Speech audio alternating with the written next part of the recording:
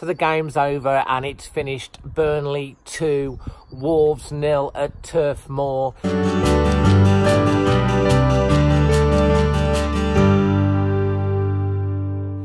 First game again after the international break. So obviously I'm going to let you know how I'm feeling about it. Leave your thoughts below and who your man of the match are. Come to mine in a bit. If you watched my pre-match vlog on this, obviously I was a little bit concerned for various reasons. One, it's after the international break and we've got a record of not being too hot after the international break this season. And two, we were going to be coming up against a very motivated Burnley side, desperate for the points. And right from the off, we seemed to hand them the initiative. We seemed to not really be on the ball with a free kick. We were half asleep. The one guy put it down, the other guy took it. I think it was Cody, played the guy onside. The guy got beyond Patricio, and actually, if you watch it, I think it was going to come back into play. Cody trying to get back. The ball bounces off him and it goes into the back of the net, and it's 1-0. And that was the perfect start for Burnley. And for around about the first 15 or 20 minutes, I didn't really think we were at the races at all. As the half got on, Wolves got stronger and more into the game. And, you know, we started to take control of the game. I thought Traore did really particularly well. Every time he seemed to get the ball, we seemed to have opportunities that were being created. He seemed to do the sensible thing with the ball more often today. And we got into half time and it was still 1-0 and to Burnley. And I was thinking, okay, 1-0. You know, I've predicted 1-1 before the game, and I'd be happy with that. And we come out in the second half, and you know, for pretty much, well, I would say for pretty much 35 minutes in the second half, Wolves were controlling the game. We were looking the better side. We were passing it around nicely. We just wasn't really creating anything. But we did have one golden opportunity about 5 or 10 minutes into the second half, where Cav, the ball cut back to Cav, almost in a similar position that he scored against Bristol City in the cup match. And he just skied it over the bar. And that really was our best opportunity.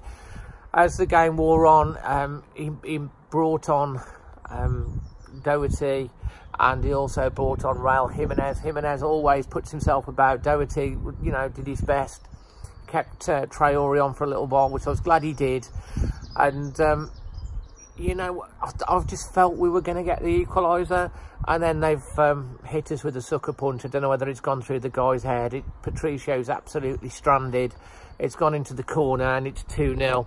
And that actual shot that went in was Burnley's first shot on target.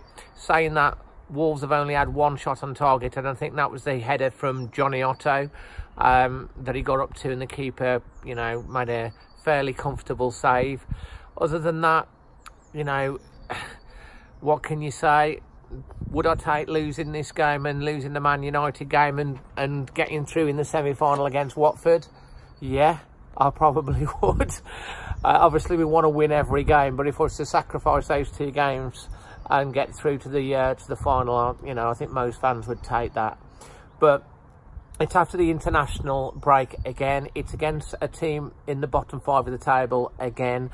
And we've come up with a defeat in that sort of situation again. Burnley, you know, high-pressed us. They battled for their lives, and fair enough, Burnley. You know, you need the points. You battled for it. You got your points. You know, they've got a great set of fans. Long tradition, Wolves against Burnley. And, you know, today they've come out on top, and fair play. You know, those 3 points are important. Wolves, you know, ideally would like to finish 7th in the league. And we're still 7th at the moment on goal difference from Leicester by 1 goal, and we've played a game less. I think that game less is against Man United. It'll be interesting to see the team that he selects for this game. I know Nuno does take it game by game, as we say, and we take it match by match, but come on. He's got to have one eye on the semi-final and making sure that we're in tip-top form for that. Watford do play a direct style, a little bit like Burnley, but they've got a lot more quality about them. And, you know, you know, they got beat by Man United 2-1 today, but they had 20 shots at Man U actually, and 8 shots on target, and got 1 goal right at the end. My man of the match today, do you know what? I'm going to give it to Adama Traore. I thought every time he got the ball, he looked like he was going to do something. He was quite intelligent with his passing.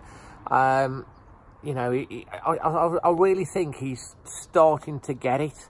And I think he could be a real potent weapon, especially in the semi-final against Watford. And so I'm going to give it to Adama Traore today. Who's your man of the match? How are you feeling about the result? Are you happy, that we, you know, obviously not happy that we've lost the game, but would you take not getting the results in this game and the game on Tuesday if we got through against Watford, you know? And overall, disappointed, not down. We have games like that. It is something that Wolves have got to fix against these bottom 5 sides, and after the international break, it's not going to cost us in the league, other than maybe ultimately we might miss out on that 7th place. But we've got bigger things coming up down the tracks, and overall absolutely positive, not down in the dumps or anything. We did try and play our football, and we've got that one out the way, and then we go against United on Tuesday, and if United are lucky, we might rest a few players for that one. And yeah, so smash a like, subscribe, look out for the global international reaction, because I've got a couple of new people, Norway and potentially Portugal represented on that one as well. That'll go up. And yeah, come on the Wolves.